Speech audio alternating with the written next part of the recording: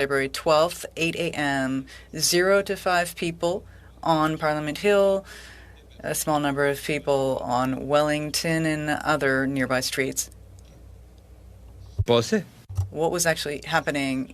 You have 500 police officers that are available to clean things up. You got 8 people, 12 people, 4 tents, and a campfire, and nothing gets done to free up the street. And you've got protesters that told us on the 10th and the 11th of February, or that were saying to some people, no one told me to leave. Emergency Measures Act, we received a few redacted notes. This wasn't your plan. I was surprised by this. The notes say it was RCMP and not you. Claude Carignan states that certain times during the protest were only small number of people and you had 500 police officers. Claude Carignan questioning Peter Sloly. Here's the clip. Mr. Sloly. Thank you, Madam Chair. Mr. Sloly. On the OPS site on February 12th, there was indication that there was a plan to free up or clear Wellington Street. Had your organization come up with this plan? Had it drafted this plan? Yes, and the plan was not just for Wellington Street. It was for the entire set of events happening within the city. Okay, parfait. Donc, okay. We received some notes that are not redacted. I mean, some that are not redacted. And there was a group, a committee, that included the Prime Minister and some cabinet members that received reports on events. On February 12th, the Public Safety Minister stated during one of these meetings with the Prime Minister that the RCMP reported having a meeting with the OPS chief and OPP commissioner. There are approximately 350 protesters on the Parliament Hill and 400 on Wellington Street. No, sorry, I missed the quote.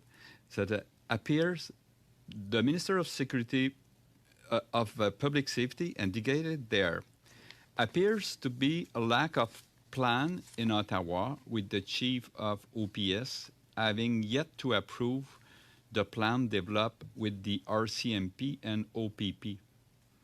During the discussion, confirmation was obtained that the OPS chief of police accepted the plan and the commissioner of the RCMP agreed to be able to provide additional details of the plan at next call. Donc, ça suggère que... So this suggests that you had no plan, that it was the RCMP's plan and the OPP's plan that they actually presented to you that you would have, in theory, agreed to. I was surprised by this because that Prime Minister's committee was on February 12th, and you'd already said something on the internet site stating that you did have a plan. So was it your plan, or was it the RCMP's plan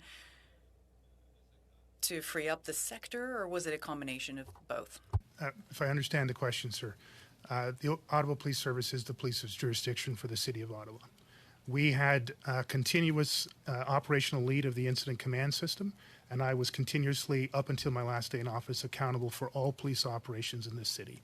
That included the operational plans for the events that related to the city. At no time did I cede control of that or lose accountability of it. What we did from the beginning, as I said to Senator Boniface, is make sure that our partners were as integrated as possible, and Intersect is one of, if not the best examples of multi-agency coordination.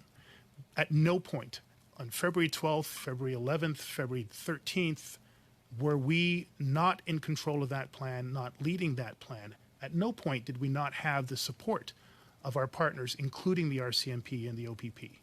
So they were very much involved in all the planning phases from before and during. I can't speak about after.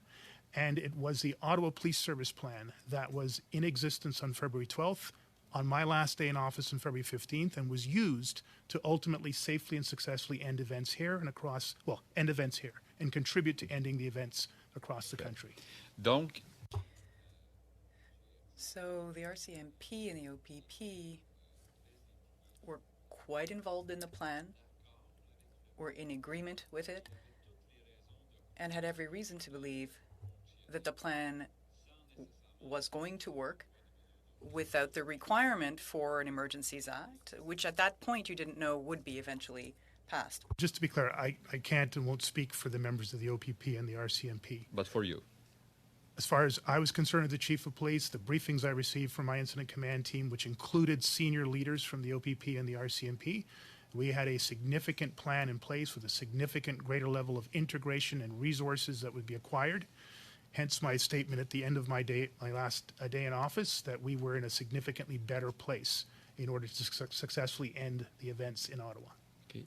Quelle a été votre réaction? What was your reaction when you saw the Ambassador Bridge cleared or freed up on the weekend of February 13th?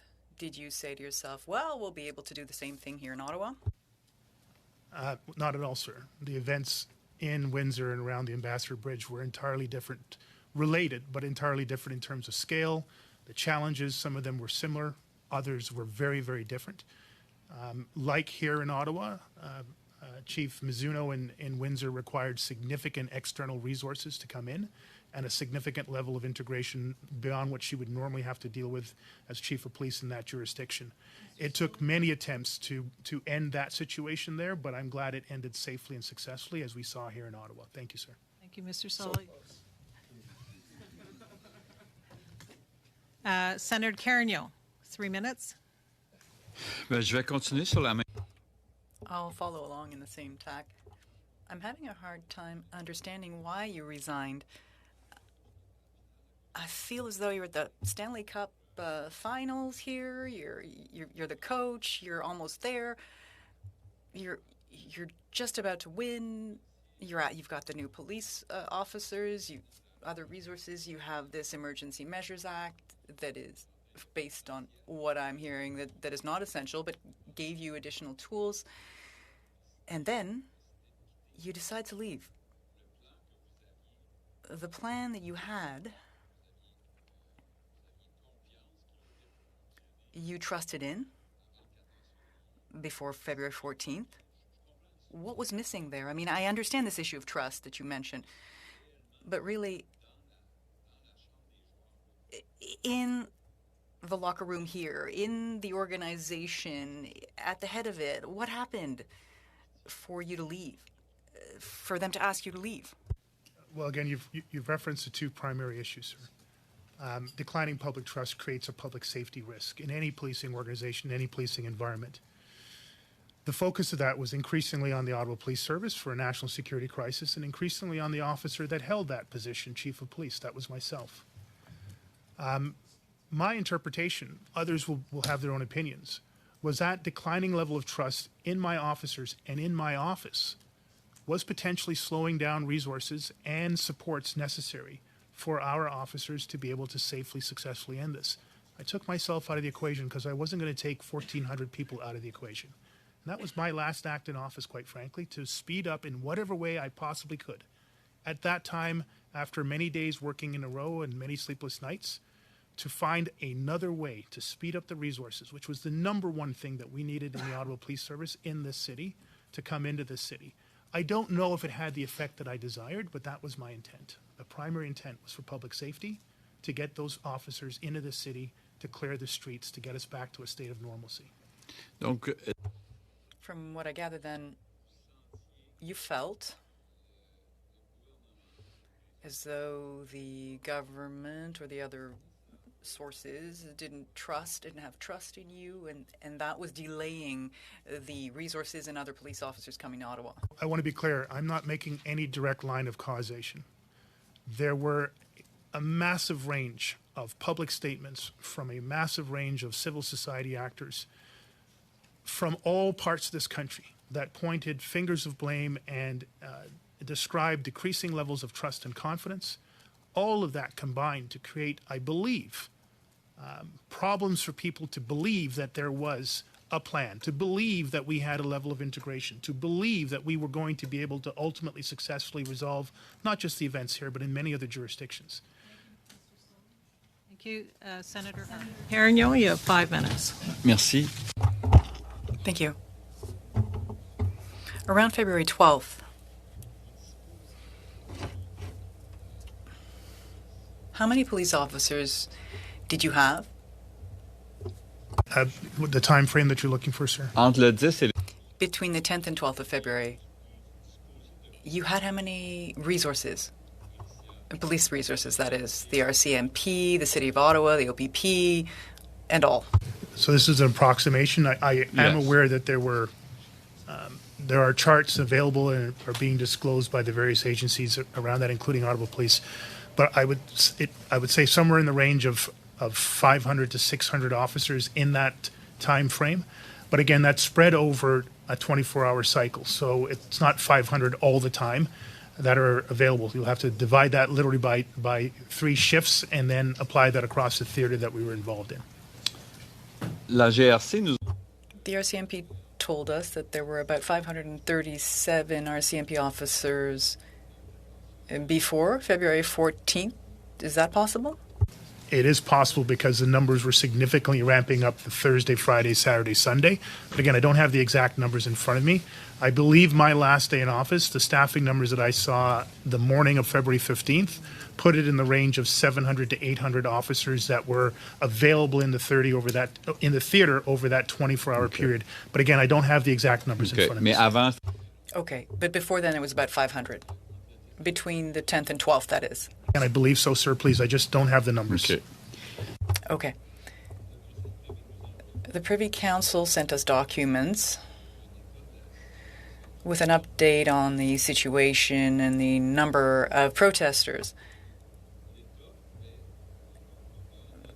So on February 10th, according to that, at 8 a.m., and I quote, Un petit nombre de personnes there's a small number of people along Wellington and other streets around it, and vehicles are spread out through the precinct. On the 11th, 0 to 5 people are on Parliament Hill, a small number of people on Wellington and other streets around it. Vehicles are parked in the area. There are 4 tents and a campfire on Wellington. 11th of February in the evening, 11 people on Parliament Hill, a small number on Wellington Street and other nearby streets. On February 12th, 8 a.m., 0 to 5 people on Parliament Hill, a small number of people on Wellington and other nearby streets. passées. What was actually happening? You have 500 police officers that are available to clean things up. You got 8 people, 12 people, 4 tents and a campfire, and nothing gets done to free up the street. And you've got protesters that told us on the 10th and the 11th of February, or that were saying to some people, no one told me to leave. How can you explain that? You want me to ask first, sir, the question that you put about the Allez-y dans protester l'ordre ou dans le statements? désordre, mais Either way, I think that's Statements, so let me focus on the substantive policing question. Okay. As I said before, 500 on whatever day that happened to be, split over 3 different shifts. That doesn't mean they're all available at the same time, at the different times we talked about. Let me also say that even in those early morning hours where there were low numbers, when officers did try to effect an enforcement action or any other action, many times they were swarmed and sometimes overwhelmed. I can tell you explicitly of one female sergeant that had worked an 18-hour shift and had gone out on her own time to support frontline officers, who herself was almost overwhelmed at one of those 4 o'clock in the morning opportunities that you talked about. That is well documented by other levels of threat assessments, well beyond being authored by the Ottawa Police Service. So feel free to make yourself available of those assessments.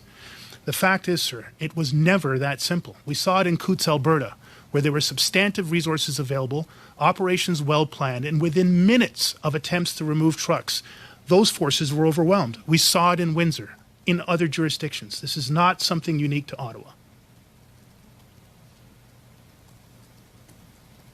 quand la when, after February 14th, there were more police officers, around 1,500, but there are far, far more protesters then. by not acting at an opportune time when there were fewer protesters, did you not, in a way, increase the risk by announcing other interventions that led to there being an accumulation of far more people, actually increasing the risk? Sorry, your time is up. I wonder, Mr. Sloly, if you can give a brief reply. No, sir.